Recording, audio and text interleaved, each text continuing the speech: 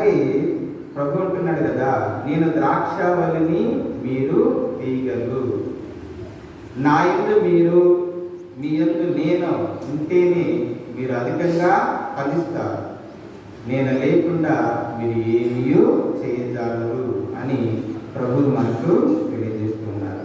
మొట్టమొదటిగా మనం విన్నటువంటి వాక్యాలలో ప్రభు అంటున్నాడు కదా, నేను చెప్పిన ఈ మాటల వలన మీరు ఇప్పుడు శుద్ధులైతిరి. ఇక్కడ ప్రభువు మొట్టమొదటిగా శుద్ధీకరణ గురించి మాట్లాడుతూ ఉన్నాడు. శుద్ధీకరణ. నేను నిజమైన ద్రాక్షావళిని, నా తండ్రి వ్యవసాయకుడు.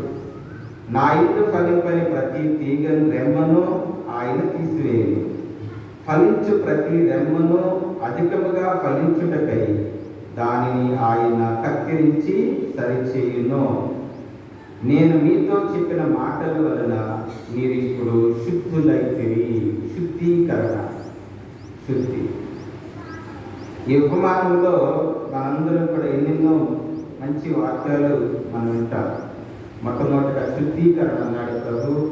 తర్వాత మీరు నా యందు ఉండండి, నేను మీ యందు ఉంటానన్నాడు. ఆ తర్వాత నా ఆజ్ఞలను మీరు పాటించండి, నాకు విధేయులు కండి, అప్పుడు నేను మీ యందు ఉంటానని అన్నాడు. అలాగే నేను మీ యందు ఉండటం వలన, మీరు నా యందు ఉండటం వలన మీరు అధికంగా ఫలిస్తారు, మీరు ఆనందిస్తారు, మీరు సంతోషిస్తారు అని ప్రభు అంటున్నాడు. ఆ తర్వాత నా ప్రాణములను మీ కొరకు దారపోసితిని అని ప్రభువు పలుకుతాడు. ఈ విధంగా ఈ ఉపమానంలో ఈ మాటలన్నీ కూడా మనం చాలా శ్రద్ధగా ఆలకించినట్లయితే మన ఆధ్యాత్మిక జీవితం దేవుని యందు ఎలా ఉంటుంది, మనం ఎలా ఫలిస్తున్నాము అనేది చాలా స్పష్టంగా అర్థమవుతుంది. మొట్టమొదటిగా శుద్ధీకరణ. మనందరం కూడా అధికంగా ఫలించాలి అంటే శుద్ధీకరణ అనేది కావాలి. ఉదాహరణకి మనం ఒక మొక్క పెడుతున్నామంటే ఆ మొక్కకి మనం చాకరీ చేయాలి. ముఖ్యంగా రాళ్ళు, రప్పలు, ముళ్ళ పొదలు ఏమీ లేకుండా ఆ మట్టిని తవ్వి, నేలను తవ్వి, దాన్ని శుద్ధి చేసి ఆ తర్వాత ఆ సారవంతమైన నేల మీద మొక్కను పెడతాము. ఇక్కడ యెషయా గ్రంథంలో చక్కని పాట ఒకటి ఉంది. దేవుడు పాట పాడుతూ ఉన్నాడు. ఏమని? 5వ అధ్యాయం, యెషయా గ్రంథం 5వ అధ్యాయం. నేను నా ప్రియునికి ఒక పాట పాడెదను, నా చెలికానిని గూర్చి, అతని ద్రాక్ష తోటను గూర్చి పాడెదను. సారవంతమైన కొండపై నా ప్రియుడికి ఒక ద్రాక్ష తోట కలదు. అతడు ఆ తోటను త్రవ్వి రాళ్ళను ఏరి మేలైన ద్రాక్ష తీగను నాటెను. తోట నడుమ గురుజు కట్టి రసము తీయుటకు తొట్టిని తొలగించెను. అతడు ద్రాక్ష పండ్ల కొరకు ఎదురు చూశాను, కానీ ఆ తోట పుల్లని కాయలు కాచాడు. చూసారా? ఇక్కడ ఏం చేశాడు ఆ యజమాని? ఆ నేలను త్రవ్వి రాళ్ళను ఏరి ఆ సారవంతమైనటువంటి నేల మీద ఆయన ద్రాక్ష తీగను నాటెను అని మనం వాక్యంలో వింటున్నాం. ఇప్పుడు ప్రభు అంటున్నాడు కదా, శుద్ధీకరణ. దేవుడు మనందరినీ కూడా ఎలా శుద్ధి చేశాడు? మన అంతరంగాలను, మన హృదయాలను, మనలో ఉన్నటువంటి ఆ పుల్లదనం లేకుండా, చేదు రాకుండా, ఏమి రాకుండా, ఇదిగో దేవుడు మనందరినీ కూడా శుద్ధి చేశాడు. ఎలా శుద్ధి చేశాడు? ఆయన మాటల ద్వారా. ప్రభువు తన వాక్కుల ద్వారా మనలను శుద్ధి చేస్తూ ఉన్నాడు. అలాగే ఆయన పరిశుద్ధ రక్తముతో మనలను శుద్ధి చేస్తూ ఉన్నాడు. మనకు నిజమైన హృదయ పరివర్తనను, మారు మనస్సును దయచేస్తూ ఉన్నాడు. మనలో నిజమైన హృదయ పరివర్తన ఉంటేనే మనం అధికంగా ఫలించగలుగుతాం. కాబట్టి శుద్ధీకరణ అనేది హృదయ పరివర్తనను చూపిస్తూ ఉంది. హృదయ పరివర్తనను చూపిస్తుంది. మనందరం కూడా 40 రోజులు ఉపవాస ప్రార్థన దినాల్లో ఎంతో ఉపవాసం ఉన్న ప్రాయశ్చిత్త క్రియలు చేశాం. మనం హృదయ పరివర్తన చెందాం. పాపం నుండి వైదొలిగాం. అలాగే జ్ఞాన స్నాన ప్రమాణం ద్వారా ఆ పాస్కా జాగరణ పూజ రోజున ఇదిగో నేను శుద్ధీకరించుకుంటున్నా, నా పాపముల నుండి నేను వైదొలుగుతూ ఉన్నా, పిశాచిని దాని తంత్రములను దాని క్రియలన్నింటినీ కూడా నేను విడిచిపెడుతున్నాను. ఆ తర్వాత పవిత్రమైన ఆ పాస్కా తీర్థ జలాలతో మనందరం కూడా శుద్ధి చేయబడాలి. ఈ పాస్కా తీర్థ జలాలు క్రీస్తు శిలువ రక్తాన్ని సూచిస్తూ ఉన్నాయి కనుక ఈ విధంగా క్రీస్తు ప్రభు మనందరినీ కూడా శుద్ధి చేశాడు. ఎఫెసీయులకు రాసిన లేఖలో 5వ అధ్యాయంలో భార్యాభర్తల యొక్క సంబంధాన్ని గురించి పౌలు గారు మాట్లాడుతూ ఇక్కడ చక్కని మాటలు పౌలు గారు చెప్తారు. ఏమని? క్రీస్తు స్త్రీ సభను ప్రేమించి దాని కొరకే తన ప్రాణములు అర్పించెను. ఆమెను వాక్కు చే కడిగి శుద్ధి చేసి పవిత్రపరచుటకు ఆయన చేశాను. మచ్చ కానీ ముడత కానీ మరేది కానీ లేకుండా ఆమెను తనకు దివ్యముగా సమర్పించుకున్నటకును ఆమె పవిత్రముగాను నిర్దోషముగాను ఉండుటకును ఆయన అటులా చేశాను. Praise the lord. అందరూ రెండు చేతులు పైకెత్తి praise the lord. Hallelujah, hallelujah, hallelujah, hallelujah. ప్రభు ఏమంటున్నాడు? నేను ఇప్పుడు చెప్పిన ఈ మాటల వలన మీరు ఇప్పుడు శుద్ధులైతిరి. అలాగే ఇక్కడ ఎఫెసీయులకు రాసిన లేఖలో పౌలు గారు చెప్తున్నట్లుగా క్రీస్తు ప్రభు స్త్రీ సభ అయినటువంటి మనందరినీ కూడా ప్రేమించి మనందరినీ కూడా తన వాక్కుతోనూ రక్తముతోనూ శుద్ధి చేసి పవిత్రపరిచాడు. తన సొంతం చేసుకున్నాడు.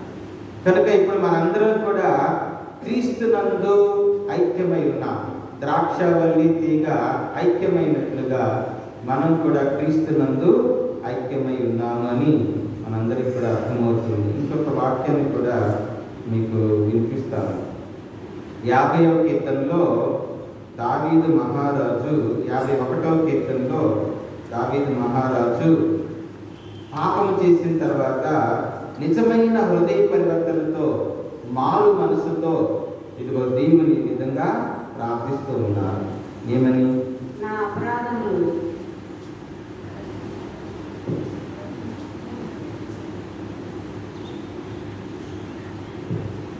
7వ వచనం, హిస్సోపు కొమ్ముతో నన్ను ప్రక్షాళింతుము, నేను శుద్ధుడనగుదును, నన్ను కడుగుము, నేను మంచు కంటే తెల్లనగుదును. ఈ విధంగా దావీదు మహారాజు తన పాపము కొరకు పశ్చాత్తాపడుతూ ఇదిగో నీ హిస్సోపు కొమ్మతో నన్ను ప్రక్షాళన చేయుము, నేను శుద్ధుడనగుదును, నన్ను కడుగుము, నేను మంచు కంటే తెల్లనగుదును. కాబట్టి దేవుడు మనందరినీ కూడా కడుగుతూ ఉన్నాడు, శుద్ధి చేస్తూ ఉన్నాడు. తన వాక్కుతోనూ తన రక్తముతోనూ కనుక ప్రియమైన సహోదరి సహోదరులారా, ఈ శుద్ధీకరణ కలిగితేనే మనలో నిజమైనటువంటి ఫలవంతమైనటువంటి జీవితము ప్రారంభమవుతుంది. దానికి ఉదాహరణ ఈరోజు మనం విన్నటువంటి పౌలు గారే. ఇంకా వేరే ఉదాహరణ ఏమీ అవసరం లేదు. శుద్ధీకరణ అనేది ఎప్పుడైతే మనలో కలుగుతుందో దేవుడు మన యందు ఉంటాడు, మనం దేవుని యందు ఉంటాం. నిజమైన హృదయ పరివర్తన మారు మనస్సు అనేది మనలో కలిగిన రోజే మనందరం కూడా అధికంగా ఫలిస్తాం. దానికి ఉదాహరణ మరి ఎవ్వరో కాదు, ఈరోజు మనం విన్నటువంటి మొదటి పట్టణంలో విన్నటువంటి పునీత పౌలు గారు. Praise the lord. Hallelujah, hallelujah, hallelujah. ఇక్కడ 9వ అధ్యాయంలో పునీత పౌలు గారి యొక్క మన పరివర్తన గురించి మనం ఆలోచిస్తూ ఉన్నాం.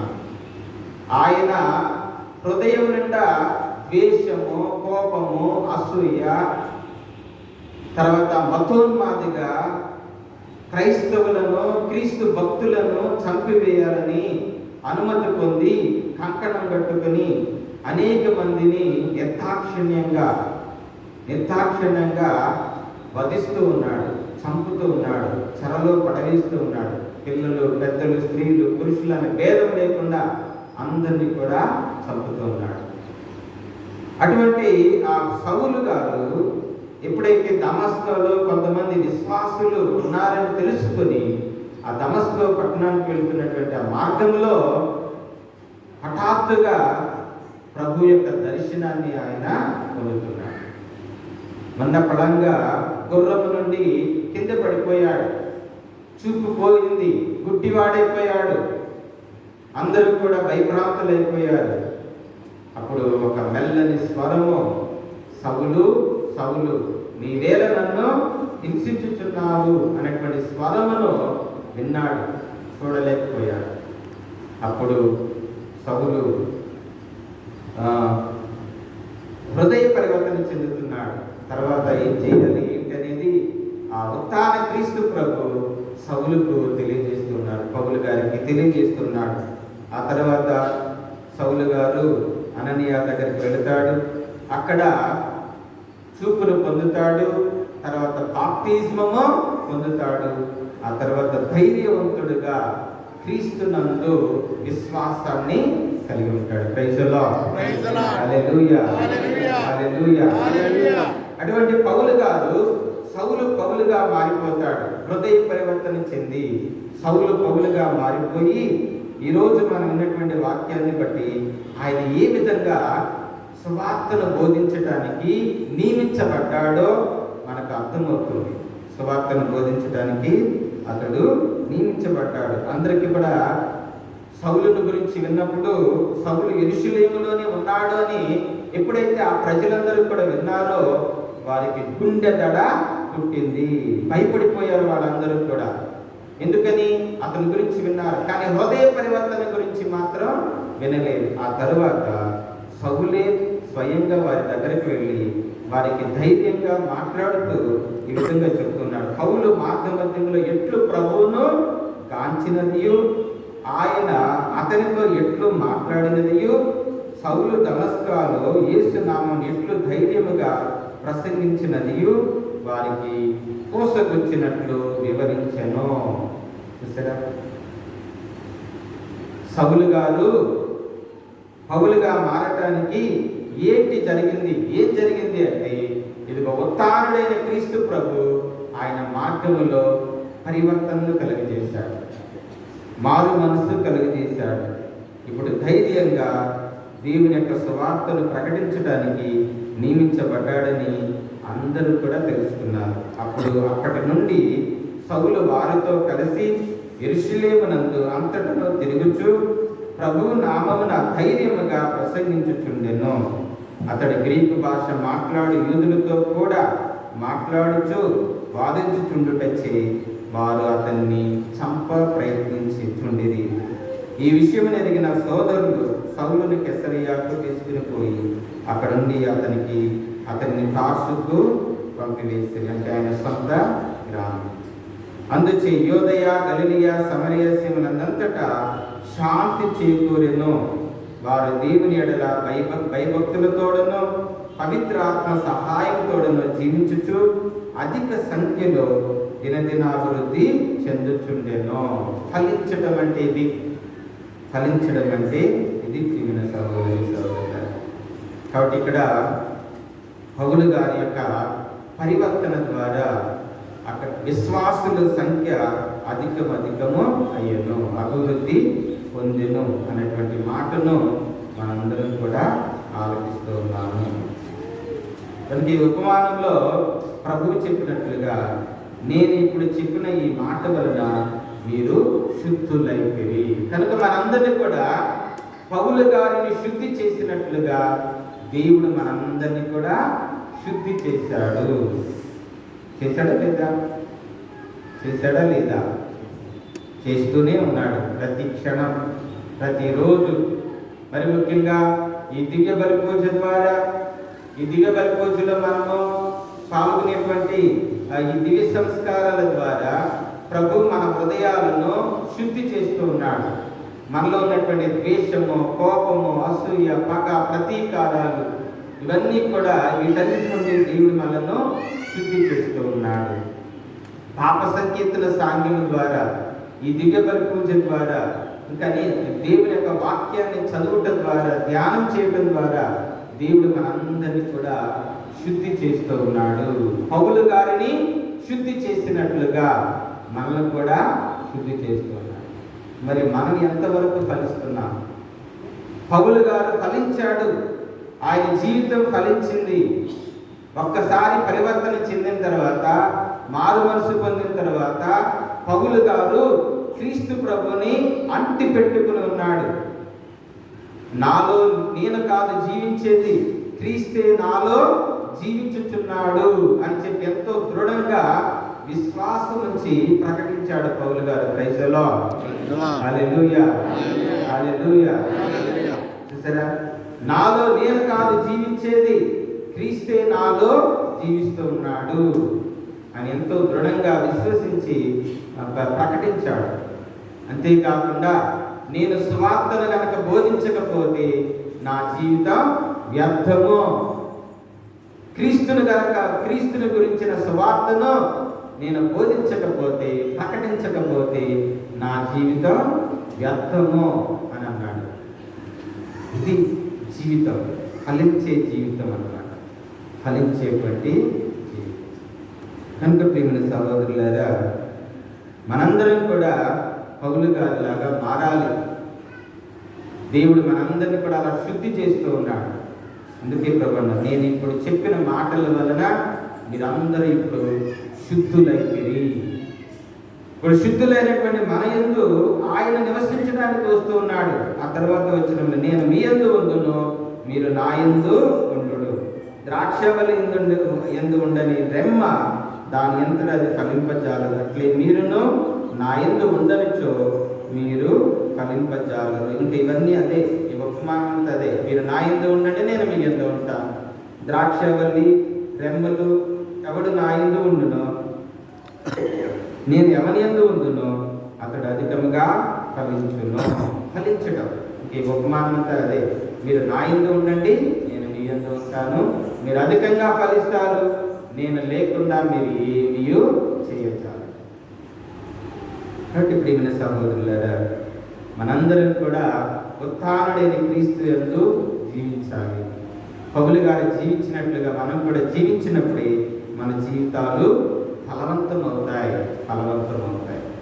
ఇంకా తరువాత ప్రభు అంటున్నాడు 8వ వచనంలో, మీరు అధికంగా ఫలించుటయందు నా తండ్రి మహిమపరచబడును, ఇందువలన మీరు నా శిష్యులు అగుదురు. ఇది తండ్రికి మహిమ చేకూర్చడం. అలాగే మనందరం కూడా క్రీస్తు శిష్యులుగా మారాలి. ఇక్కడ ఫలించడము, ఫలాలు కాయడం అంటే ఏంటి? ఆ ఫలాల ద్వారా తండ్రికి మహిమ చేకూర్చడం ఏంటి? అలాగే మనం క్రీస్తు శిష్యుల మాత్రం ఏంటి? ఫలాలు అంటే ఏంటి? ఇక్కడ ఫలాలు అంటే ఏంటి? జాంకాయలు, మామిడికాయలు, పుచ్చకాయలు, ఇదేనా? ఏంటి? బీరకాయలు, పొట్లకాయలు, సొరకాయలు, కాకరకాయలు, ఈయన ఫలాలు అంటే ఏంటి? ఫలాలు అంటే ఎవరు చెప్తారు?